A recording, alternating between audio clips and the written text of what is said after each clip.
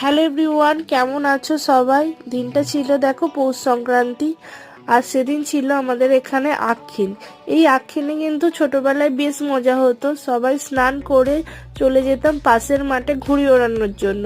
আর আখ্খিনের আগের দিন থেকে দেয়া হতো মাঞ্জা, সুতোয় মাঞ্জা দিতাম সবাই মিলে। তো আর সেই সব দিনগুলো শুধুই স্মৃতি।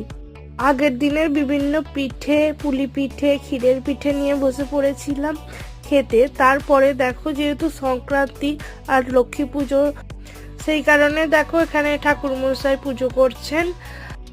আর তারপরে দেখো আমার দিদির মেয়ে এসেছিল একটু, আর দুই বোন দুজনকে দেখে কত খুশি, কত আনন্দ করছে। আর এই আখ্খিনে কিন্তু মাংস খাওয়াও হয়। তো দেখো আজকে দিদি পাঠিয়েছিল ভেটকি মাছের কাটলেট, চিকেন এখানে ভেজেছিল মা, আর একটু চিকেনও করেছিল, আর এটা কাকিমাদের একটা সবজি হয়েছিল সেটাই দিয়েছিল।